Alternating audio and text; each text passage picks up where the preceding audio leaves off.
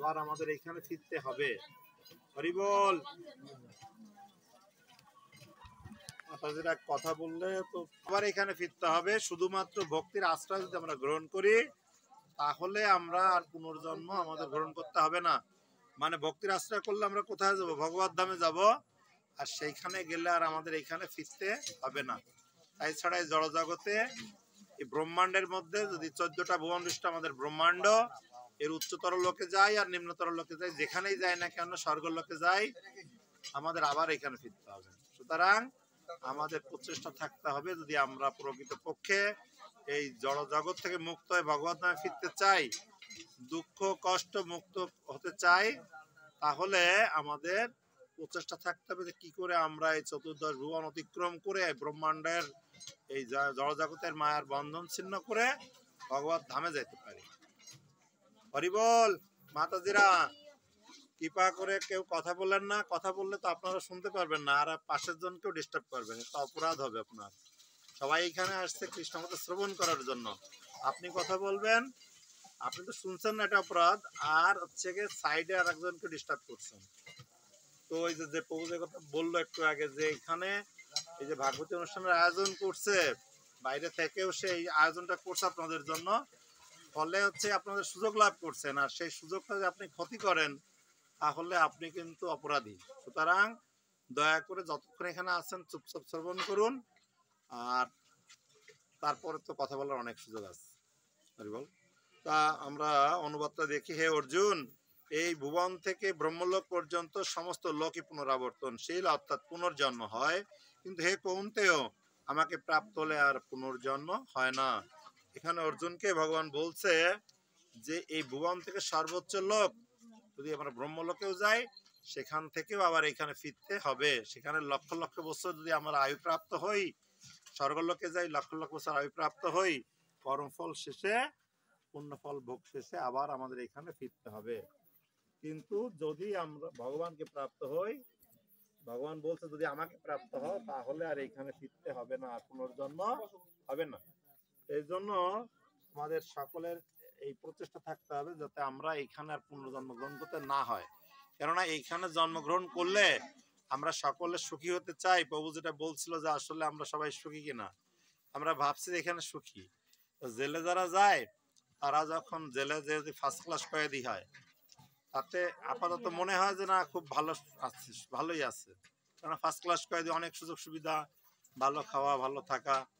কিন্তু বুঝতে হবে সে কিন্তু কয়েদি, সে কিন্তু আসামি, তার শাস্তি ভোগ করার জন্যই তার ওইখানে পাঠাইছে।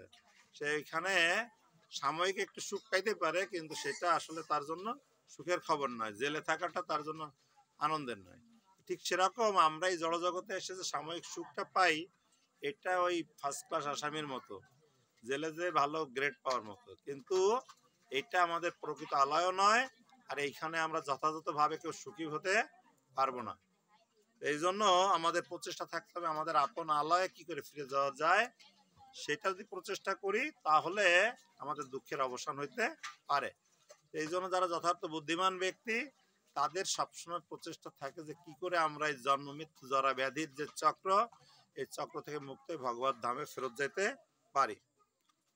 তো এখানে তাৎপর্য আমরা তাৎপর্য থেকে একটু পড়ি। প্রভুপাদ তাৎপর্য লিখছে ইস্কনের প্রতিষ্ঠাতা আচার্য ছিল শ্রী ভক্তি বেদান্ত স্বামী প্রভুপাদ। জয় ছিল প্রভুপাদ কি জয়। কর্ম জ্ঞান হঠ যোগ আদি সাধনকারী যোগীদের ভগবান শ্রীকৃষ্ণের দিব্যধামে প্রবেশ করতে হলে পরিশেষে কৃষ্ণ ভাবনায় ভাবিত হয়ে ভক্তি যোগের অনুশীলন করার মাধ্যমে পূর্ণতা লাভ করতে হবে। খুব গুরুত্বপূর্ণ কথা। আমরা বিভিন্ন সাধন প্রণালী অবলম্বন করি, তাই না? আমরা কিন্তু সবাই এক পথের মানে সাধন প্রণালী অবলম্বন করি না, ভিন্ন ভিন্ন পথে সাধন ভজন করি। হ্যাঁ, ভগবান এটা অনুমোদনও করছে। ভগবান বলছে যারা হচ্ছে গিয়ে বিভিন্ন দেবদেবতার পূজায় লিপ্ত হয় বা ভিন্নভাবে হচ্ছে তারা মানে সাময়িক লাভের জন্য মানে কর্ম করতে চায়, তাদের এই পূজা করার ভক্তি আমি দিয়ে থাকি, আর এটা বিধিহীনভাবে আমারই উপাসনা। সুতরাং এটা ভগবান অনুমোদন করছে, কিন্তু বলছে যে এটা হচ্ছে অল্প বুদ্ধি সম্পন্ন মানুষ যারা হচ্ছে সাময়িক লাভের জন্য, তাৎক্ষণিক লাভের জন্য এ ধরনের কাজ করে থাকে। দেখবেন আমাদের সমাজে কিছু লোক আছে, টাকায় ঘাটতি পড়ছে, প্রয়োজন তার জন্য উচ্চ মূল্যে সুদ দিয়ে টাকা নিচ্ছে, সাময়িকভাবে লাভ হচ্ছে না, তার হচ্ছে কি অভাবটা মিটে গেল, কিন্তু এর পরে অ্যাকশনটা কি হবে? হ্যাঁ, এই মাসে 3 টাকা 5 টাকা সুদ নেয়, পরে অ্যাকশনটা কি হবে সেটা সে তখন বিবেচনা করছে না, সাময়িকভাবে একটু সুখী হচ্ছে, কিন্তু এর ফলটা তার জন্য অনেক ভয়ঙ্কর। কেননা ওই সুদ টানতে টানতে একসময় দেখা যাচ্ছে জমিটাই বেচে তার সুদের টাকা দিতে হবে, এরকম পরিস্থিতি হয় না? ঠিক সেরকম আমরা সাময়িক লাভের জন্য ভিন্ন ভিন্ন ভাবে দেবতাদের উপাসনা করে সাময়িক লাভ পেতে চাই, কিন্তু দেবতা পূজার ফলে আমরা যে ফলটা লাভ করি সেটা আমাদের অনেক সময় বিপজ্জনক হয়ে দাঁড়ায়।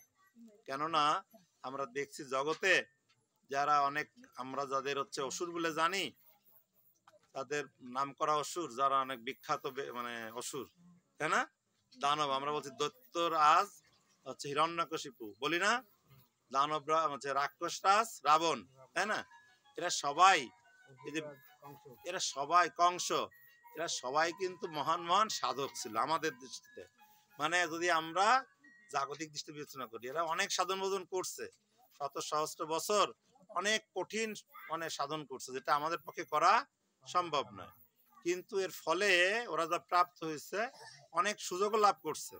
কেননা হিরণ্যকশিপু এমন সুযোগ লাভ করলো যে তাকে কেউ মারতেই পারবে না, কোনো মানুষ মারতে পারবে না, কোনো প্রাণী মারতে পারবে না, সে ঘরের তাকে কেউ মারতে পারবে না, ঘরের বাইরেও মারতে পারবে না, মাটিতে মারতে পারবে না, শূন্যও মারতে পারবে না। তাহলে কত বেশি বর প্রাপ্ত হয়েছে, কত ভগবানের মানে ব্রহ্মার কত সন্তুষ্টি লাভ করছে ব্রহ্মার সাধনা করে। এইভাবে রাবণও এরকম ছিল, যার মাথা একটা মানে 10টা মাথা, কোনটা থেকে কোনটা কাটবে। হ্যাঁ, এমনকি শিব ঠাকুর তার নিজের জন্য, তার জন্য নিজে তার ভগবানের সাথে যুদ্ধ করতে আসছে।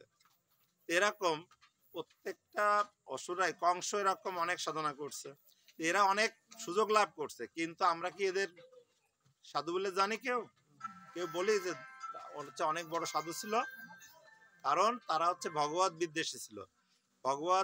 ভগবানের পূজা যারা করছে না, ভগবত বিদ্বেষী যারা, তারা দেবতার পূজা যতই করুক, মা যদি এসে একে মানে তার মাথায় হাত বোলায়ও দেয়, তারপরেও সে অসুর বলে পরিগণিত হবে যদি সে ভগবানের সেবা না করে। এই জন্য আমরা দেবতা পূজা করলেও আমাদের আস্তে আস্তে উন্নীত হতে হবে ভগবানের সেবার জন্য। আমরা সেদিন আমি এক প্রভুর কাহিনী দেখছিলাম যে মা আমাদের চিন্ময় কৃষ্ণ প্রভু, যারা নাম জানেন তারা জানেন, আমি আর নতুন করে জানাচ্ছি না, চিন্ময় কৃষ্ণ দাস প্রভু ব্রহ্মচারী, উনি ওনার ব্যক্তিগত জীবনের কথা বলছে যে উনি 6 বছর বয়সে অনেক মায়ের সাধনা করতো, পারিবারিক ঐতিহ্য অনুসারে বাড়িতে এই কালী মায়ের পূজা করতো। আর বাবা অনেক একদম, উনি যখন জন্মগ্রহণ করছে মারা গেছে, ওনার মা আর উনি ছিল গৃহে। মায়ের এত বেশি সাধন ভজন করতো, মানে কঠিন সাধনা করতো সে 6 বছর বয়স থেকে।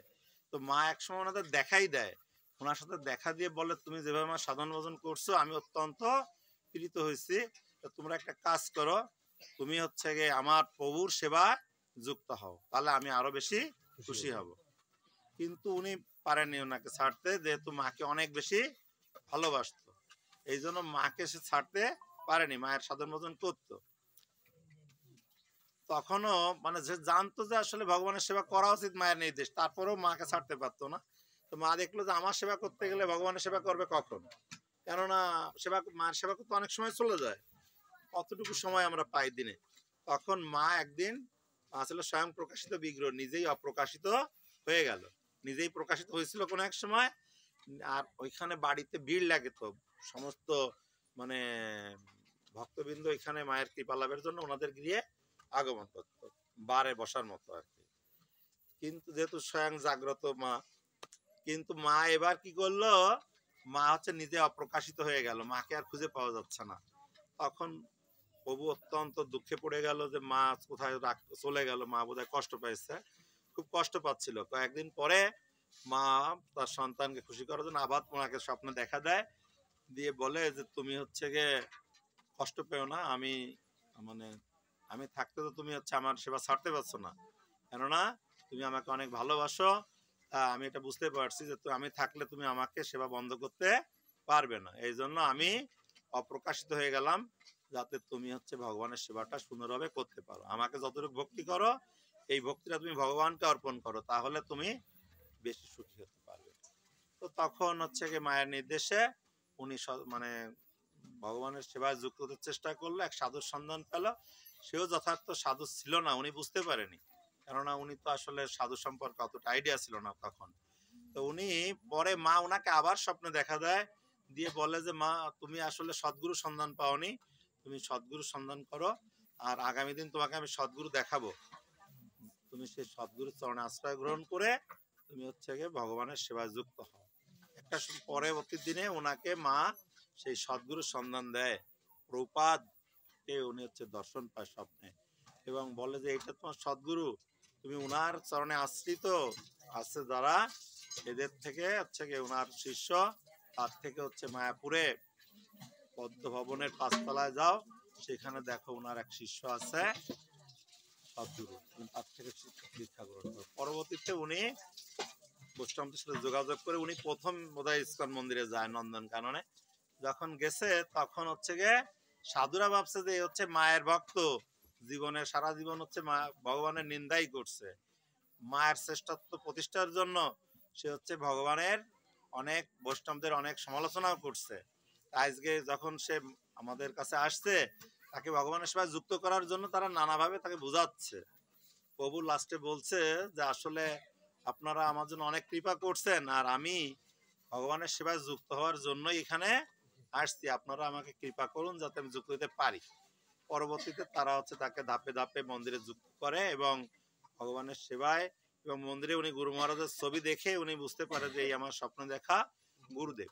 পরবর্তীতে উনি হচ্ছে মানে গুরু মহারাজের সান্নিধ্যে আসে, ওনার থেকে দীক্ষা প্রাপ্ত হয়, এবং উনি এত বেশি কৃপা প্রাপ্ত গুরু মহারাজের যে গুরু মহারাজের সেবিত বিগ্রহ ওনার মানে মন্দিরে সেবিত হয়, এবং উনি সেই মন্দিরের অধ্যক্ষ, আর সেই মন্দিরে গুরু মহারাজের নিজের সেবিত বিগ্রহটা সেবা করার সুযোগ উনি লাভ করছে।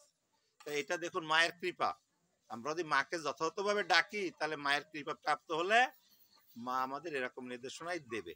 কিন্তু আমরা কেন নির্দেশনা পাচ্ছি না, বুঝতে হবে মার ডাকটা আমরা ঠিক মতো ডাকছি না, কেননা ওনার গৃহেও একসময় বলি হতো, ওই প্রভুর গৃহেও একসময় বলি হতো। মা বলছে তুমি হচ্ছে তথাগত তমগুণের কাজকর্ম ছাড়াই তুমি হচ্ছে ভগবানের সেবায় যুক্ত হও, বলি সহ তমগুণের সমস্ত কাজকর্ম ছেড়ে সেবা বন্ধ করে তুমি হচ্ছে ভগবানের সেবায় যুক্ত হও। এখানে আমাদের শিক্ষা প্রাপ্ত হতে হবে যে আসলে মায়ের ইচ্ছাটা কি। তাই আমাদের চরম প্রাপ্তিটা হচ্ছে ভগবানের সেবায় যুক্ত হওয়া। আমরা এই যে কংস বললাম, যে আমরা যে রাবণের কথা বলছি, হিরণ্যকশিপুর কথা বলছি, আমাদের দৃষ্টিতে এরা মহান সাধক, কেননা স্বয়ং ব্রহ্মা নামে এসে তাকে বরদান করছে, তাহলে কত বড় সাধক হইতে পারে। কিন্তু শাস্ত্রীয় দৃষ্টিতে তাদের বলছে পাষণ্ডী, বলছে অসুর বলছে, কেননা তারা ভগবানের সেবা করে নাই। এই জন্য আমাদের বুঝতে হবে যে আমাদের ভগবানের সেবাটাই হচ্ছে আমাদের জীবনের মুখ্য কর্ম। হরে কৃষ্ণ।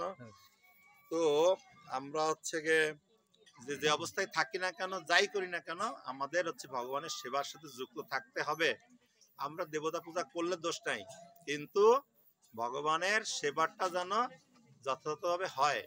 এমন নয় যে আমি দেবতা পূজা করতে করতে ভগবানের সেবা করার টাইম পাইনি, এরকম না হয়ে যায়।